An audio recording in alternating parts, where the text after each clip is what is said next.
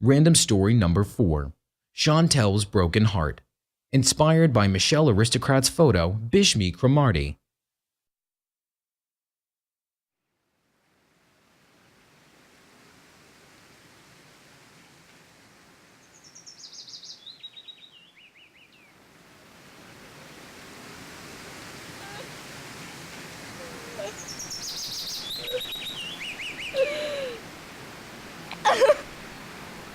Although she had been waiting since early afternoon, she refused to move from that spot. She knew for certain that he was going to show up. He owed it to her.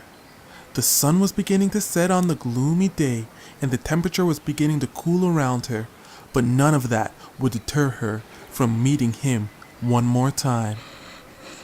As Chantelle Montague breathed another impatient sigh, she inhaled that familiar, damp wooden smell of maple trees just after a light drizzle. When she looked around the clearing, memories of her lover, Michel Pondaven, flooded her mind. She scanned the area and saw the spot where they had a picnic, the spot where he confessed that he loved her for the first time, and the place where they first made love. Ever since their first date, where he kissed her for the first time against the very tree she leaned on, they came back to this clearing in the woods.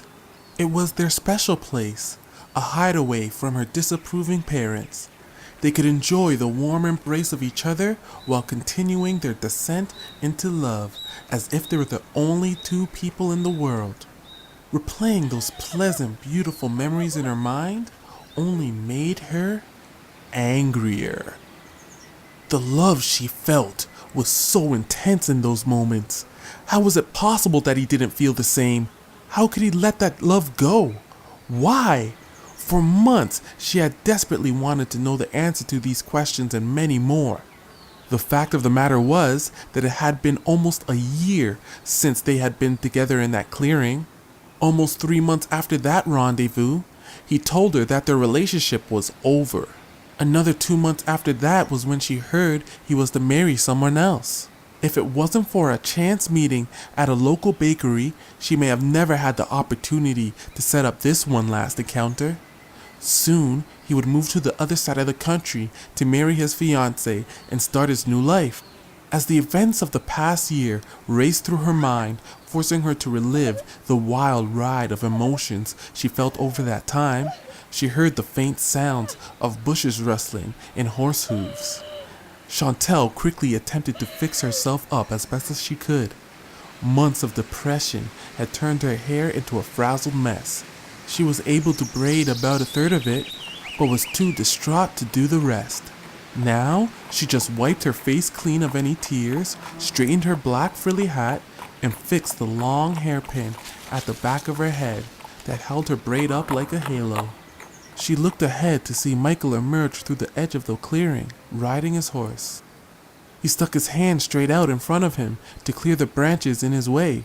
When he was clear, he brushed his shoulders clean of any loose branches and leaves. Then his eyes locked onto Chantelle. He gave her an apologetic smile as he trotted slowly towards her. Chantelle rolled her eyes slightly, but immediately wished she hadn't. She didn't want to give Michel the satisfaction of knowing that she felt anything for him. Considering how emotional she had been lately, it wouldn't take much for those feelings to bubble to the surface. As he drew closer, she could see clearly the features that helped her fall so deeply in love with him. His broad shoulders, his well-kept attire, his handsome face with dark brown eyes, and his fair skin. He turned the horse to the left so that he could tie it up to one of the smaller trees. When he was done, he walked over to Chantelle while exaggerating his apologetic smile even more. How can he smile in a time like this? Chantelle thought. My sweet, sweet Chantelle, He said with his arms wide open as he walked up to her. This was a phrase that brought her so much reassuring comfort when he whispered it into her ear. Now, it disgusted her that he would ruin that phrase by saying it when he was in love with someone else. She kept her face as emotionless as possible. She allowed herself to just barely show a slight smile and say, Hello, Michel. Please forgive me for being so late. I wanted to make haste to be here on time, but I had important business to take care of. Things have been so busy since, Chantelle knew he was making a conscious effort to not bring up the engagement. He must have sensed she was having trouble dealing with it. Can you forgive me, my sweet, sweet Chantelle? He came close enough to embrace her. She wanted to resist the urge to return his embrace, but to feel those arms wrapped around her was a pleasure impossible to deny. Once he embraced her, she instantly regretted it. The hug was one filled with such coldness. It was a hug similar to the kind that two cousins who barely knew each other would be obliged to give at a family reunion. It definitely was not one fitting for two former lovers, especially lovers who would be doing much more than hugging in that very spot if it were just a year earlier. Don't worry, Michael. I completely understand why you're busy. Oh, that's fantastic news. I would hate for you to be upset with me. Well, then feel relieved. Because I'm not. What's so funny? If it weren't for those icy blue eyes of yours, I might have believed you. They look like they could turn me to stone. Chantelle was disappointed in herself for not keeping a straight face. After an awkward pause, Michael spoke up. So, this is an interesting place for you to meet with me? We sure have had some fond memories here. So why exactly did you ask to meet here? Said Michael as he looked around the clearing, reminiscing like Chantelle did earlier. As Chantelle struggled to find the words, she could see that Michael was looking at her sympathetically. She tried to straighten her posture to salvage any perception of confidence she could. Well, After some uncomfortable attempts at trying to explain what was on her mind and failing to say anything coherent, Michael interrupted. Oh, Chantelle, my sweet, sweet Chantelle. I know since we ended our romance, it has been hard for you. It has been equally as hard for me. Really? I am sure you had the warmth of your fiancé's arms to console you. Her lips quivered as she struggled to hold back what she truly wanted to say. Chantelle, just because I may have found another love does not mean that I just stopped caring for you. You have a funny way of showing that you care, Michael. If I hadn't seen you in the bakery by chance, I would have never seen you again. Fate would never allow that to happen. You should know that, Chantelle. Michael looked away in shame. Like I said, I know my decision was something that was hard for you to accept. Chantelle replayed that moment in her mind.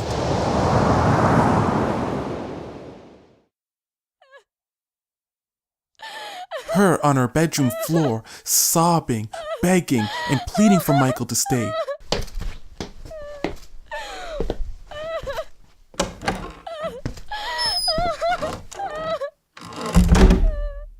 As he calmly walked out of the room and closed the door behind him.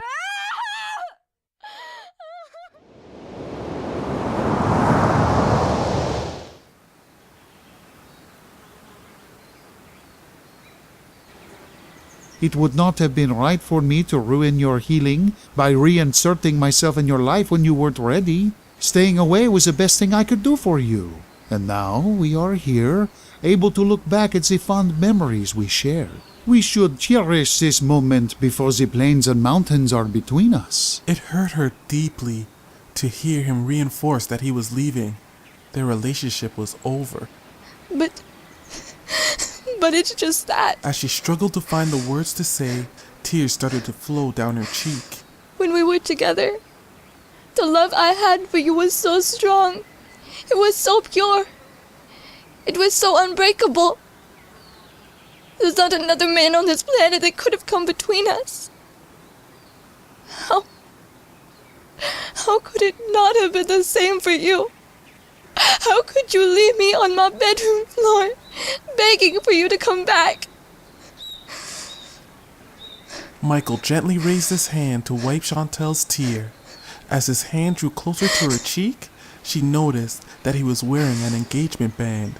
She felt the cold of the metal band on her face when he placed his hand on her cheek and gently wiped her tears away with his thumb. That just further reinforced that he had moved on and belonged to someone else. The cold touch from that silver band was like salt being poured on the wounds of her broken heart. She started crying uncontrollably. Why'd you leave me? Why'd you leave me? Why'd you leave Michael me? brought her in close and hugged her tightly as she continued to sob and repeat the phrase. Why'd you leave me? Her tears left a large wet mark on his vest as she buried her head into his chest, trying to seek any comfort she could. She felt him sway her slightly as if rocking a baby gently to sleep. Then, he said, I am here now. He kissed her gently on her forehead, then gently kissed her on her cheek. Then he kissed her gently on her earlobe. A familiar shiver raced down her spine. Many of their most intimate moments commenced with a simple kiss on her earlobe. But almost as quick as the shiver went down her spine, Chantelle was snapped back into reality of the moment. That kiss was extremely inappropriate at this time. She pulled away from Michael just far enough to look him in the eyes with a confused look.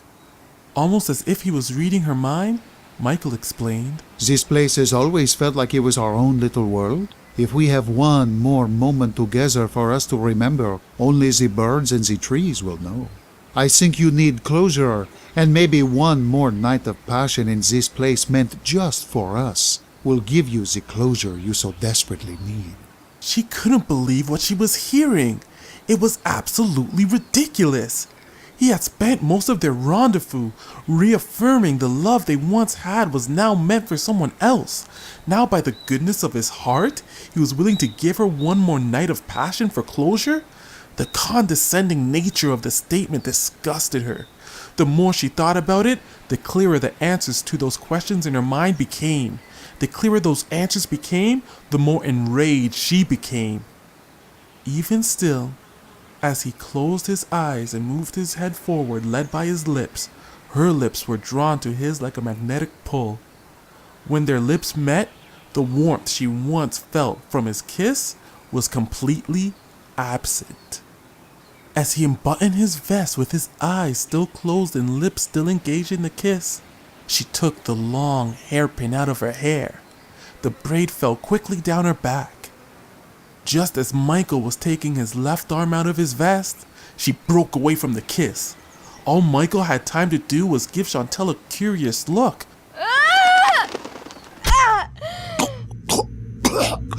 Before she plunged the pointy end of her long hairpin into his neck.